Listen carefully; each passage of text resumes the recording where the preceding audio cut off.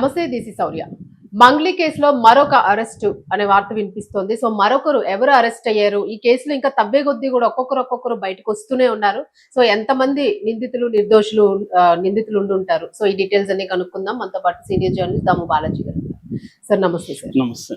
Sir మళ్ళా ఇంకొకరు arrest అని అంటున్నారు. సో ఎవరు అరెస్ట్ అయ్యారని అనుకోవచ్చు? సో మామూలుగా అయితే ఈ మంగ్లీ కేసు అంటున్నారు, కానీ ఇది నిజానికి మంగ్లీ కేసు కాదు, మైక్రో ఫైనాన్స్ కేసు ఇది. ఇందులో మంగ్లీ పేరు వచ్చింది పాపులర్ కాబట్టి మంగ్లీ కేసు అనేది పాపులర్ అయింది. యాక్చువల్ గా దీంట్లో మనకి ఇప్పటి వరకు సిఐడి కొన్ని కేసులను పెట్టింది, తర్వాత ఇక్కడ ఎకనామిక్ అఫెన్సెస్ వింగ్ కేసు పెట్టింది. ప్రజెంట్ సిఐడి గతంలో అరెస్ట్ చేసింది బాలాజీ నాయక్ను, మధును అరెస్ట్ చేశారు లాస్ట్ ఇయర్. అరెస్ట్ చేసినప్పుడు వాళ్ళిద్దరు జైలుకి వెళ్ళి ఓన్లీ 20 days మాత్రం ఉండి బెయిల్ వచ్చేసింది, బయటకు వచ్చి యథావిధిగా తిరుగుతున్నారు. అయితే ఎప్పుడైతే సుబ్బారావు బాధితుల్ని తీసుకొని మంగ్లీని కాంటాక్ట్ చేశాడో అక్కడ నుంచి ఈ కేసు ఒక పెద్ద మలుపు తిరిగిందని చెప్పొచ్చు. ఎందుకంటే అప్పటి వరకు పెద్ద మీడియాలో ఎక్కడా లేదు ఇది, ఎప్పటి నుంచో జరుగుతున్నప్పటికి కూడా. ఎప్పుడైతే సుబ్బారావు మంగ్లీని కాంటాక్ట్ చేశాడో మంగ్లీ తలబిరుసుగా అతనికి సమాధానం ఇవ్వకుండా నెగ్లెక్ట్ గా మాట్లాడటంతో సుబ్బారావు ప్రెస్ మీట్ పెట్టి ఇలాగ బాధితులు ఉన్నారు, దీంట్లో మంగ్లీ చెల్లెల్ని పెళ్లి చేసుకోబోతున్నానని మధు చెప్పాడు. మంగ్లీతో కూడా ఉన్న ఫోటోలు ఉన్నాయి, మంగ్లీ పేరు కూడా బాధితులకు చెప్పాడు అనేది అతను ప్రెస్ మీట్ లో చెప్పాడు. దాంతో అమ్మాయి కంగారు పడి దాన్ని పంచాయతీ చేయడానికి ఇటు డైరెక్టర్ వేణుగుడుగల, తర్వాత పూజారి నాగేశ్వరరావు, సురేష్ బొబ్బిలి ఇలాంటి వాళ్ళతో మీటింగ్ ఏర్పాటు చేసింది. అక్కడ మీటింగ్ జరిగింది. అక్కడ వాళ్ళు నీకు సంబంధం లేకపోతే నువ్వు మధుకి వ్యతిరేకంగా ప్రెస్ మీట్ పెట్టి చెప్పు అని చెప్పారు. అది చేస్తానంది, చేయలేదు. పైగా మధు పర్సనల్ ఫోన్ నుంచి మాట్లాడిచ్చింది ఎవరికి, సుబ్బారావుకి. సో దాంతో ఈ అమ్మాయికి మధుకి అయితే క్లియర్ గా సంబంధాలు ఉందని సుబ్బారావుకి అర్థమైంది. కానీ అమ్మాయి నెగెట్ చేయడం మొదలుపెట్టింది. నాతో ఎవరెవరు ఫోటోలు తీసుకుంటారు, ఫోటో ఉన్నంత మాత్రం నాకేం సంబంధం అని మాట్లాడడం మొదలుపెట్టింది. అక్కడ నుంచి ఇంకా ఈ బాధితుల్ని సుబ్బారావుతో పాటు బాధితులను ఆర్గనైజ్ చేసి గట్టిగా నిలబడిన వ్యక్తి ఎవరంటే హేమకాంత్ రెడ్డి.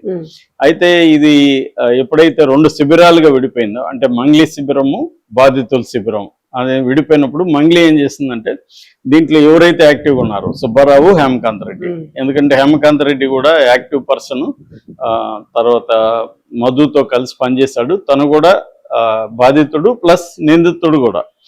నేను చాలాసార్లు చెప్పాను, ఇట్లాంటి కేసుల్లో బాధితులు నిందితులు ఒకరే ఉంటారు.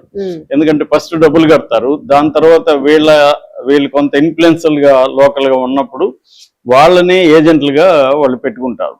సో వీళ్ళు కూడా డబ్బులు కట్టారు, మనకి చాలా మంది ఉన్నారు, కట్టిస్తే నీకు కమిషన్ ఇస్తామనేది రకరకాల బోనస్లు, రకరకాల ఇన్సెంటివ్స్ ఇస్తారు కాబట్టి వీళ్ళు యాక్టివ్ గా కట్టిస్తారు. అలాగే హేమకాంత్ రెడ్డి కూడా చాలా చోట్ల కట్టించాడు. సో దాంతో ఇప్పుడు హేమకాంత్ రెడ్డి నమ్మి ఇచ్చి ఉంటారు కదా చాలా మంది. సో మధు ఎవడో తెలీదు, బాలాజీ నాయక్ ఎవరో తెలీదు, హేమకాంత్ రెడ్డి మనకి దగ్గర మనిషి, మనకు తెలుసు అని చెప్పి ఇచ్చి ఉంటారు.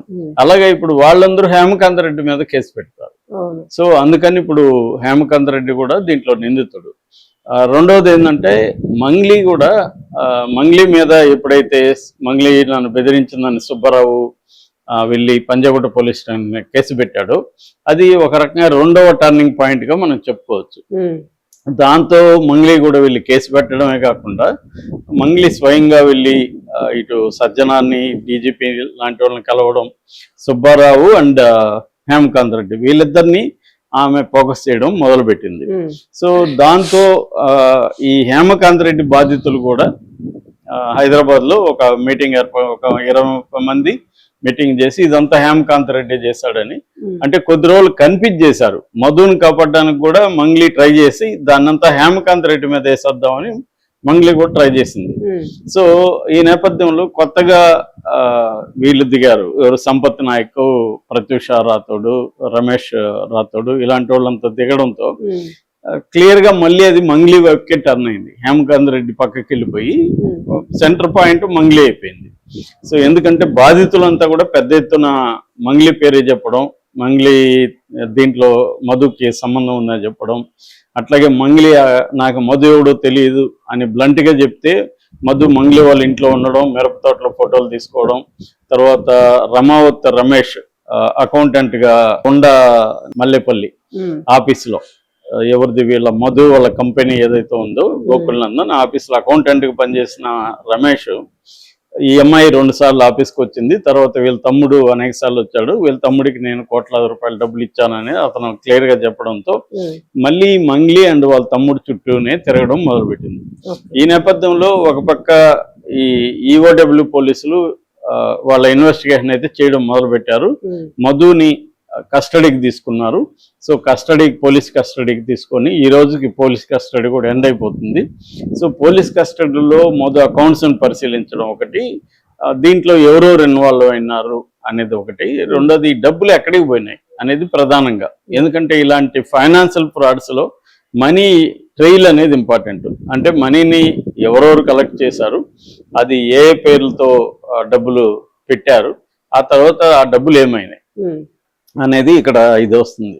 సో దీంట్లో హేమకాంత్ రెడ్డి కూడా ఉన్నాడు కాబట్టి ఇప్పుడు హేమకాంత్ రెడ్డి ఉన్నాడు, తర్వాత బాలాజీ నాయక్ ఉన్నాడు, తర్వాత మధు కజిన్ అవుతాడు ఎవరు భరత్ చౌహాన్ ఉన్నాడు, ఆయన భార్య శైలజ చౌహాన్ ఉంది, బండి శివకుమార్ ఉన్నాడు, తర్వాత వీళ్ళ బ్రదర్ శివాజ్ చౌహాన్ ఉన్నారు.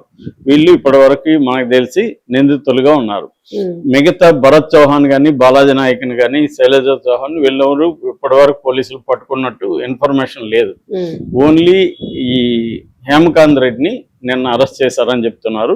సో హేమకాంత్ రెడ్డి ద్వారా ఇప్పుడు హేమకాంత్ రెడ్డి పదే పదే ఏం చెప్తున్నాడంటే మంగ్లీ దీంట్లో ఇన్వాల్వ్ అయిందని హేమకాంత్ రెడ్డి చెప్పట్లేదు, కానీ మంగ్లీ తమ్ముడు శివ ఇన్వాల్వ్ అయ్యాడని హేమకాంత్ రెడ్డి మన ఛానల్కి ఇచ్చిన ఇంటర్వ్యూలో కూడా చెప్తున్నాడు. సో ఇదే పోలీసులకి ఇప్పుడు హేమకాంత్ రెడ్డి దగ్గర చాలా ఇన్ఫర్మేషన్ ఉంది, చాలా డాక్యుమెంటల్ ఎవిడెన్స్ ఇవన్నీ ఉన్నాయి.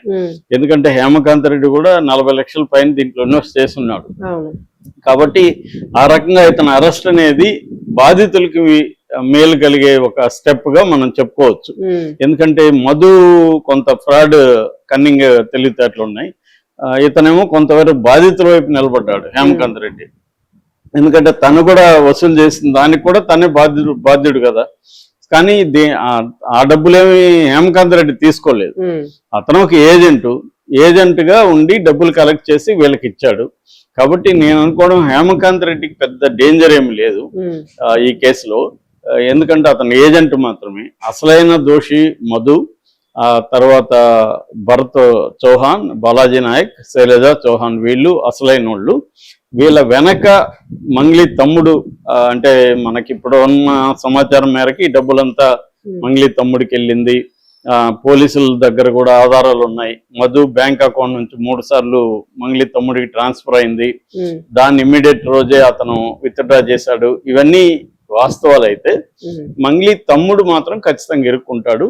మంగ్లీ తమ్ముడిని సేవ్ చేయడానికి కోసం ఈమె అబద్ధాలు చెప్పింది అనేది కూడా ఖచ్చితంగా ఇదవుతుంది. ఆమెను నేను అనుకోవడం నిందితురాలుగా కాకపోయినా కనీసం సాక్షిగా ఆమెని పోలీసులు పిలిచి విచారించే అవకాశాలు అయితే లేటర్ దీంట్లో ఉన్నాయి. ఎందుకంటే డీజీపీ కూడా దీంట్లో కొత్తగా వచ్చిన డీజీపీ నేను దీన్ని చూస్తానని చెప్పాడు కాబట్టి ఖచ్చితంగా ఆయన చూడాల్సిన అవసరం ఉంటుంది. సో ఆ యాంగిల్లో తీసుకున్నప్పుడు ఈ అరెస్ట్ అనేది very important. Hemakanth Reddy arrest కేసుకి చాలా ఇంపార్టెంట్ గా చెప్పుకోవచ్చు. Right, thank you.